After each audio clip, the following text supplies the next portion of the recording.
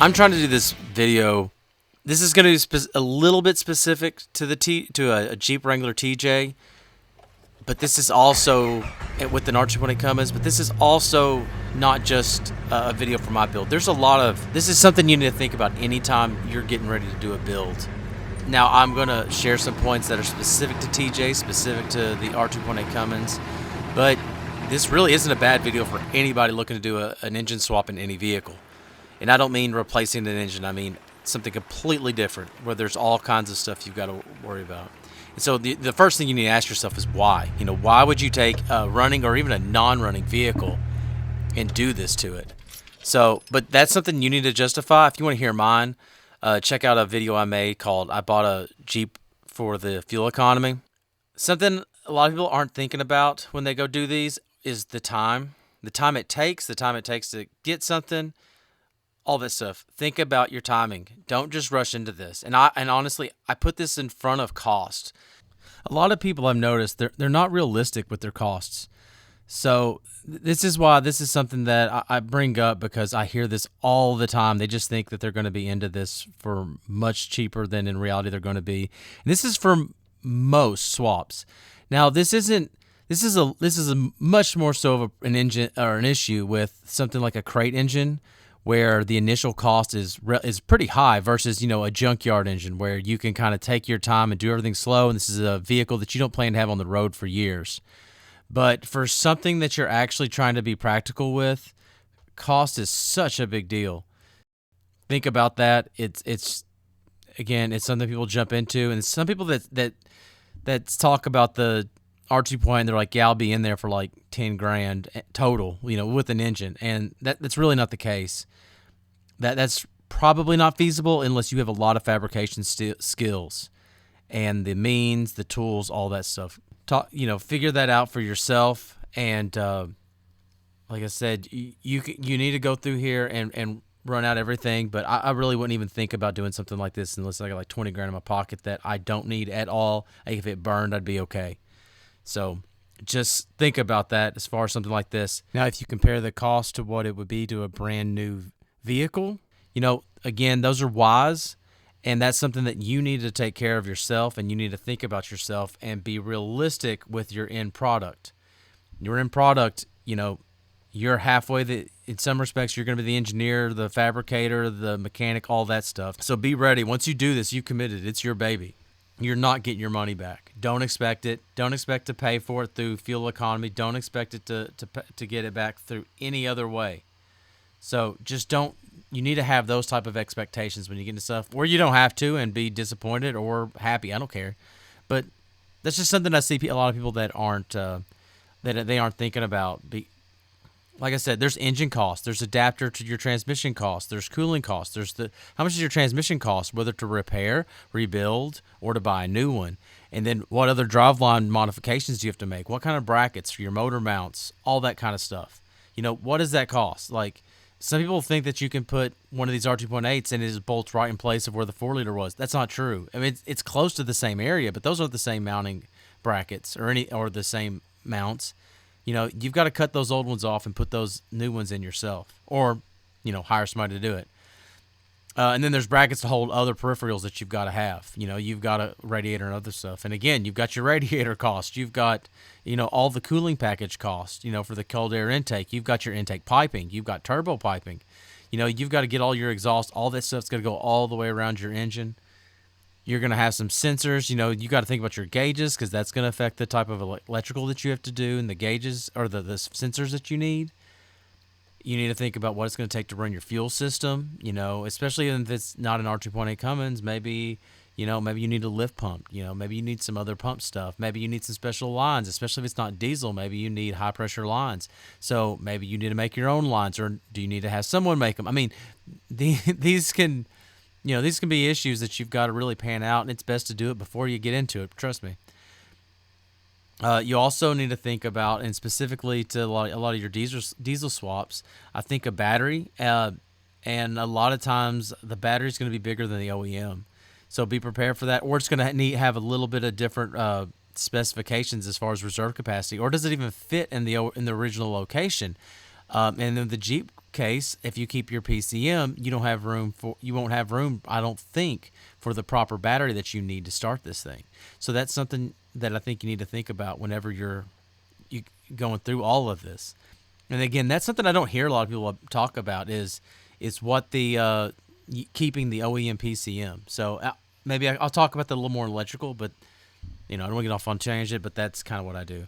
And then there's going to be other costs involved, like you're going to have your exhaust. What are you going to do with that? What about a muffler? Now, in a Jeep situation, honestly, you can run the OEM everything just about on the exhaust. I mean, I wouldn't do a catalytic converter because you have a DOC. In fact, I definitely wouldn't do that. I don't know if it hurt it. I don't think you should, but I'm guessing here. Consult somebody else on that. But anyway, I wasn't going to have that on there. I'm doing a straight pipe back. Well, I'm going back. I still haven't finished that. So, again, you don't have to do it right now.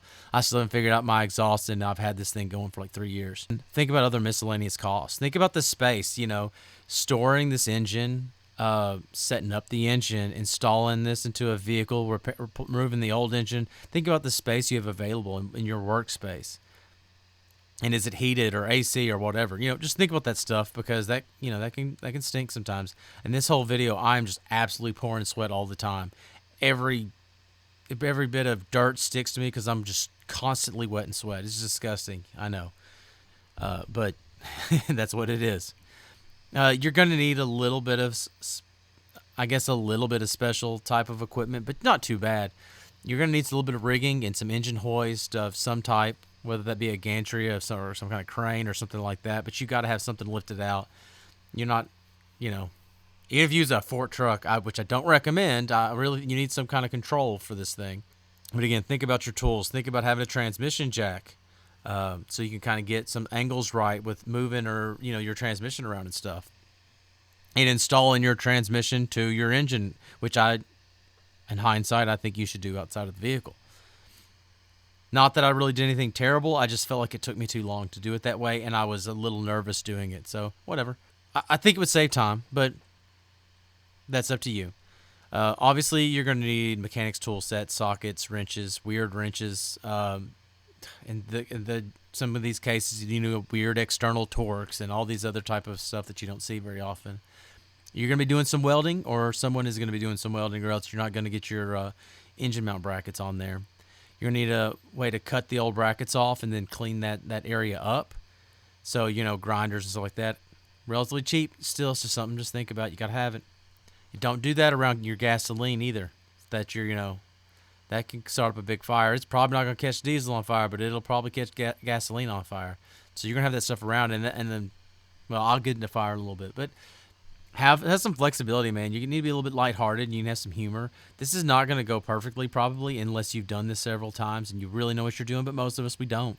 So try to be calm. I rushed it because, man, I wanted this thing so bad.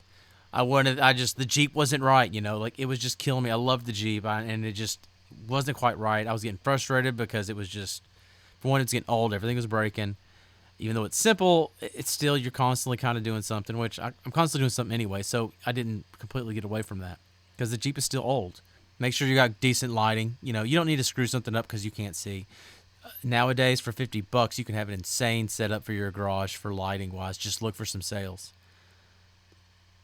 All right, so I mentioned about lead time, and I think this is something that you got to get realistic on, and most of the time I wasn't because I had this dream of, taking this engine and going to the junkyard and making this thing perfect and doing an amazing build because I've seen those and I still continue to see those and they are absolutely amazing.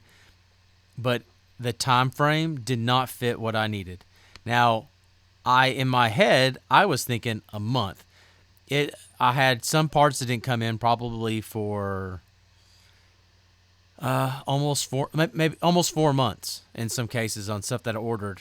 And that's just, get used to it. Things aren't going to be perfect. And then also on top of that, it did take me, just because of work and some other things, got sick in the middle of it.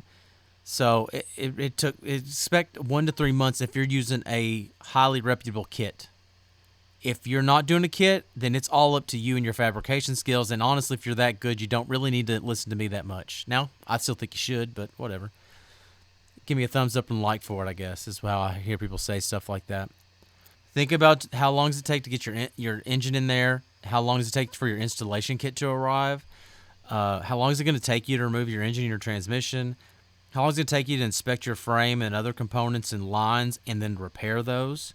How long is it going to take you to get your fuel tank? Mine was specific because I ordered a new fuel tank. I wanted an extended range tank because a lot of this build was so I wouldn't have to fill up as often.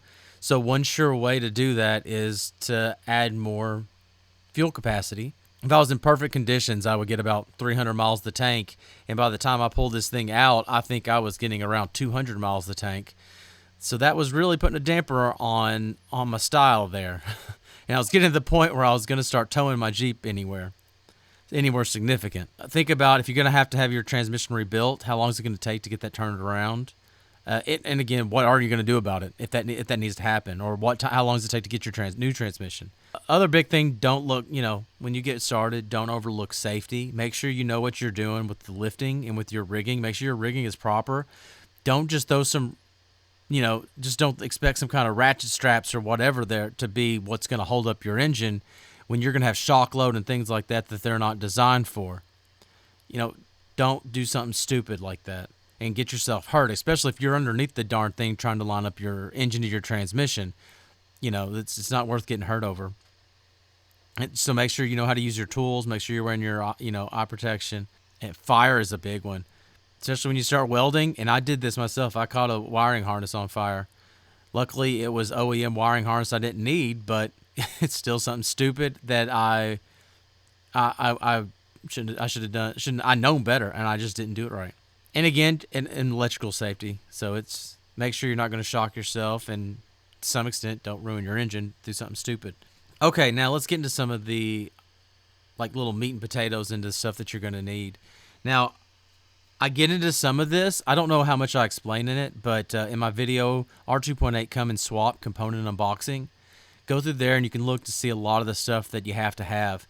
It may not be the same as what I have, but at least kind of go through there and see what the parts list is and see what the brackets, see what's got to be hung here, see what sensors and stuff like that. It, be help. And then again, if you need anything, just comment, let me know.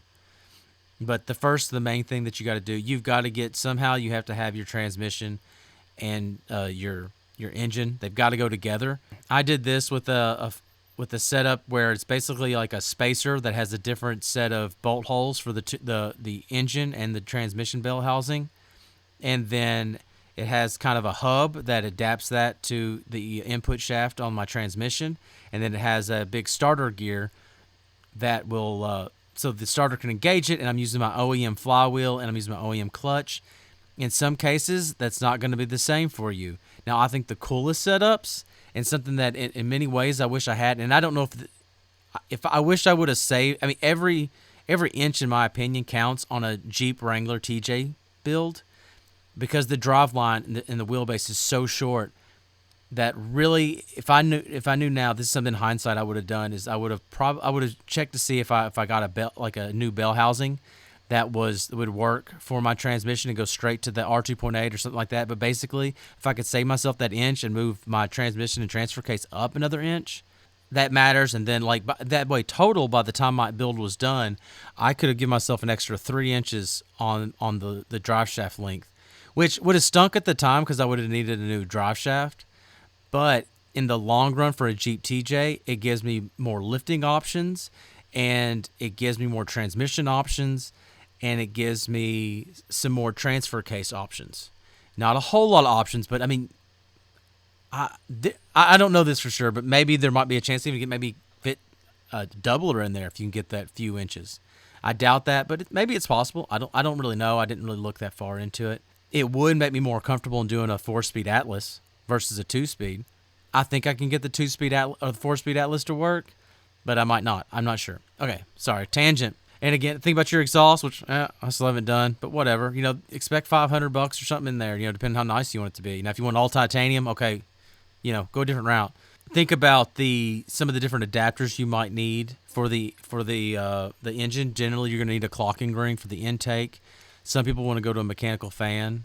You are going to need as part of your cooling package. You're going to need your radiator. You're going to need a fan. I prefer an electric fan myself. Some people don't. Each their own. The radiator, in fact, the cooling package, which comes with the intercooler, the brackets and that stuff, it's a huge cost. It's like $4,000 for your intercooler and your radiator through the kit that I did, and it's a great little setup. It's a simpler radiator setup, which I guess I'm jumping ahead of myself. Okay, so you got your exhaust. Don't forget you gotta get your intercooler. You gotta have your piping and your You gotta get your piping for your intercooler, your intake. You can have an air filter. You're gonna need some air intake piping. You're going to need power steering reservoir, power steering hoses. You're going to need cooling hoses. You're going to need your stuff to your heater core. You might want to replace your heater core. You might want to replace your steering gearbox and have just all brand new engine, all new fluids and everything together. If you're going to do a AC, maybe you want to do a new evaporator core as well and do a whole new AC unit.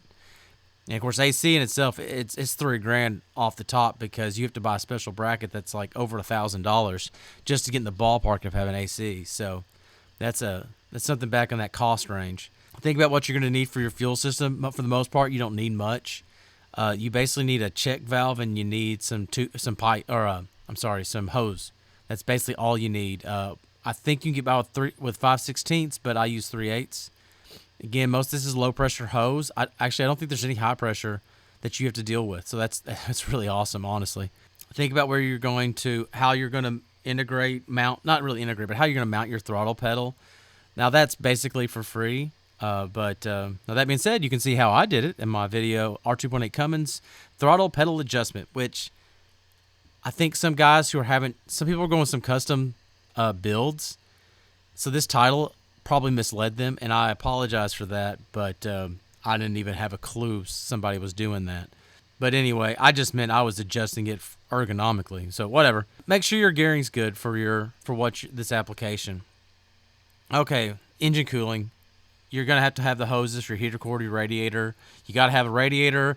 The R2.8 Cummins radiators, now for most diesels, cooling is something that they do pretty well on their own, just through the way their natural cycle is. They generally aren't making a whole lot of heat because they don't have to be ran stoichiometrically. Like everything doesn't have to be balanced perfectly. By doing this, these run if you're not doing work, they're not necessarily having a lot of waste energy through heat. In this application, the R2.8 Cummins, it does seem to run hot for some people. And then there's a couple different cooling systems. For one, I think there's like a sealed system, and then there's like a more open system, which is, in my opinion, it's a lot more simple of a system. I see this in old tractors and all kinds of stuff, and this is how I kind of use it. To be honest, I think I may have a little bit of room in my radiator. Now, my engine and stuff is fully burped, but I think there's some height in the top of my radiator where there's some room for expansion and contraction of the fluid. And then I also still have a little radiator catch can for a little bit of overflow. For whatever reason, if I go to the top, it'll spit a little bit out. So at some point, I just stopped fighting it, and it's been a non-issue. I don't have any problems with cooling. However, I have almost none of the things that can cause problems. For one, like, what's the weight of your vehicle? What's your gearing like? If you may need more gearing if you're a little bit heavier of a vehicle, and then that way it won't make the engine work as hard. Now, you might lose a little bit of efficiency, but again, your engine won't be having to work as hard to get you to keep you moving at your desired speeds. If you have AC, air conditioning, then that's going to take away some from. It's going to put a little bit more load in your cooling system. If you have an automatic transmission, those have the tendency to run to your radiator. In this application, I would probably look into having some kind of secondary cooler or something, so it doesn't have to. Maybe it uses the same coolant, but maybe you can get a little bit more cooling capacity by going through something a little different. But again, looking at either like a secondary transmission cooler or something like that you see around there. Again, plenty of people have done this, so just steal what they've already figured out. Most manuals don't have much cooling at all. besides just air cooling. They're basically a non-issue. They're not going to put much extra load to your transmission or to your radiator. EGR does some weird things with engine cooling. For one, it's got some great little pockets that where air can get trapped and cause you some problems. Of course, EGR is just really a negative all on its own. There's really no positives to it. But again, it's got coolant. It gets hot in there. It's going to add to your load and to your coolant. And then obviously, your driving style is going to contribute quite a bit. Again, are you towing a lot, going up steep hills? Are you got your foot in it all the time? You go up a hill, you're gonna watch it. You're gonna watch it climb. You get on it, which I don't know why you would do that in a diesel. These aren't very, very fast vehicles, but you can do it, and you can watch your temperature climb some. Now mine stops after a while, and I don't know if I've ever even seen it go over 200. I've barely ever seen my radiator fan come on, which is a wonderful transition. There's two different types, I think. But I know at least the common ones are electrical and mechanical. I personally like electrical. Some don't, and it does simplify some stuff if you go mechanical. But teach your own. You can get an adapter so you can run a mechanical fan. That's no problem. On the fuel, I mentioned kind of how easy that was. Also need to do a shameless plug and check out my video, R2.8 Cummins fuel system install. Now in some diesels, you may need a lift pump. R2.8, you don't need that. It's real simple. So just you need some hoses. But you are going to have to probably drill a hole or two in your tank. Actually, no, I'll take it back. I think you should drill one hole. But in the case of the Jeep TJ and a lot of other similarly equipped fuel pumps from OEMs, you'll actually have to remove the pump and and some of their internal in the tank filters, because those gas screens, the screens that they use in gas engines, they're not appropriate for diesel, especially during the cold. It tend to be maybe, I think, a little waxy or something we'll describe it as, and I think that it can starve your engine of diesel, so that won't be fun. The next couple points are simple, and to some extent I'm going to have to get a little bit further into the specific application of the Jeep TJ, because it's something that I see a lot of misconception, and I don't know how people are dealing with it, because it was common for people to not do what I did as far as with the gauges.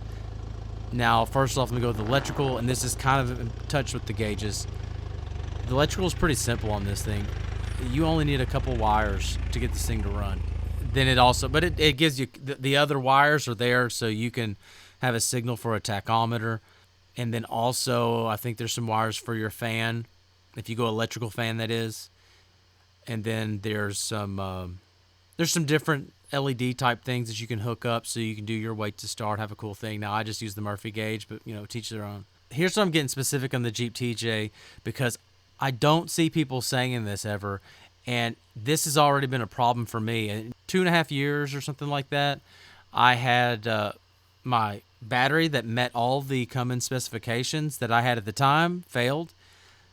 And I had to go with a bigger battery, or at least go to dual batteries.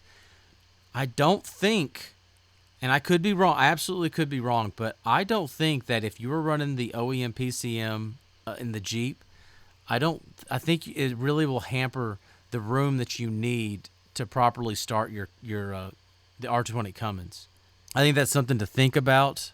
I wanted to eliminate it for simplicity, and I wish I could go through all those wiring harnesses and start removing every single wire, every single fuse, move every single relay and other fuse that doesn't need to be into the tub. I would love to move those to another box and leave all of that open, but I'm just not that highly motivated right now. On top of that, I wanted the gauges, and there's another reason I'm glad I went with the gauges or aftermarket gauges. Again, mainly I just wanted the space savings. I knew I was looking for dual batteries at some point, and it just to me looked like it was going to be in the way. There's probably a way to get around that, but that was the simplest part to me. And then the other reason I really like the aftermarket gauges is I really like a GPS speedometer. And this is mainly only because for a couple of things. I have a lot of different tire sizes and have a lot of different wheels for my Jeep. So I wanted to be able to put them on there and then not have to go and mess around with my transfer case and change out a little plastic gear. That was a big contributing factor for me. But The other massive thing about the GPS speedometer for a Jeep TJ with a short wheelbase is that it allows me to not need that little plastic gear, and that means that with aftermarket transfer cases, I can get a shorter transfer case, and that will give me, I think it's either 1.5 to 2 inches. And as I mentioned before, out of turn, but if you can save like 3 inches on that kind of build, that can give you different transmission options, and it can give you different transfer case options. And that's something that you really have to think about in such a short wheelbase. CJs may be similar too as far as their wheelbase is concerned. I don't remember at the moment, and I'm not going to look it up. Sorry. When you think about gauges, you're going to have to think about aesthetics to a point. Also, remember, you're adding money. I think I added probably like $600 to my build by doing this, but you could easily get into $1,000 or more depending on what you do. And specific to the R2.8 Cummins, it's a little strange because it doesn't use the normal OBD2 standards, and so running some of the aftermarket gauges is a little bit different because it uses I think it's JE1939 or JS1939, something like that. It's something that's more common in bigger engines that most people aren't as used to seeing. So you have some options where you basically need to go back to your more old school type gauges where you have a sensor straight to some part, and it's going straight from that part to your gauge. It's directly driven off of that, not any kind of indirect stuff. That being said, a lot of those gauges probably are similar, but no, I think they run somehow off of the system. But that's going through a tangent. I never figured that out. I know some people were trying to get that to work. I don't know what they were able to do. Now on my build, and this is another reason why I liked something like the R2.8. It's a reason I really like something like the Volkswagen TDI engine. I could keep almost everything stock. It doesn't make cheap, but if you have add a transmission for $3,000, if you have to get then like axles that can't handle the kind of torque and power you might have of some kind of engine, or the weight that it adds, like in some cases, I'm not certain if you don't add like a 4BT that you don't need to think about maybe getting something stronger up front, or having to do weird suspension and steering stuff. I have another build that I've been contemplating, and I looked into this, and I can get into that a little bit later. Again, I kept everything the same initially because I was just going to slowly build and accumulate the axle parts. I was going to slowly build the different body parts I wanted, like interior stuff, frame stuff. Transmission, the X15 seems good enough, I think, but now that's not set in stone. That is subject to maybe getting nixed down the road. It's something I got to think about, especially as I think about my transfer case options coming up. Especially that transmission. Honestly, I did nothing to this transmission, and I think when I took this vehicle down, I had 265,000 miles on it. I don't know that anything has ever been done to that transfer case or that transmission, and everything seems decent. And I'm going to push my luck for a little while longer. So, but I do plan to do something with my transmission, and I plan to get rid of the MP231 and go with an Atlas 2, 5-to-1 ratio. I've also got a few questions that I may do along with the transmission. I am thinking about maybe going with AC. I am currently running a single big battery. I think I probably should have made enough room to go with a Group 31 battery. Again, I think for a starting and winching type battery, I highly suggest going with some type of starting. The dual purpose, you really want to be able to handle that major amp draw. Don't worry so much about draining it all the way down. I really think let that battery simply just handle the heavy loads. Let them be designed for that, and either go 2 batteries is probably better than 1 big battery, but, well, just because you can get way more starting through most of the time you can through 2 decent sized batteries, and you can position them in weird ways. Whereas 1 battery is a little bit more. It's just 1 big block. 2 blocks you can usually fit around a little bit better. I'm probably gonna have to do that. I kind of was being cheap at the time. I went for a battery that I was like, well, and that being said, I didn't have to do much modification either. So I went with like a $450 battery or something versus I was going to be looking at like $600 in batteries. Not including the, which I already have, but I just wasn't including it. But there's a cost of having the bracketry and stuff like that to handle those 2 batteries. something to think about, and that's another reason why I wasn't going to keep the OEM PCM, because I felt like it was going to be in the way. Maybe it's not. I really don't know, but I kind of think it would be. Like I said, I would have liked to have gone maybe with a different adapter if I could have moved the transmission forward. And like I said before, if you could move everything forward and do the GPS speedometer, it gives you, a 4-speed Atlas is really looked like a good deal for a TJ. If you don't have a TJ, I suggest really don't worrying about it, going with whatever's best. There's some really, really, really nice transmissions out there. Even though there's part of me that doesn't really love manual or automatics. I think one of GM's 6-speeds would be a really, really nice automatic to put in there. And then I would probably go with a cheaper transfer case setup, like some kind of doubler setup, if I had the wheelbase that I could handle it. But I don't, and that is what it is. This is probably long-winded, and I'm sure, like always, I forgot something. So please, you guys, people seem to like it. Not a lot of people, but, there's those people, and I love talking about it. It's so much fun to me. I absolutely drooled over this. Any diesel swap, honestly.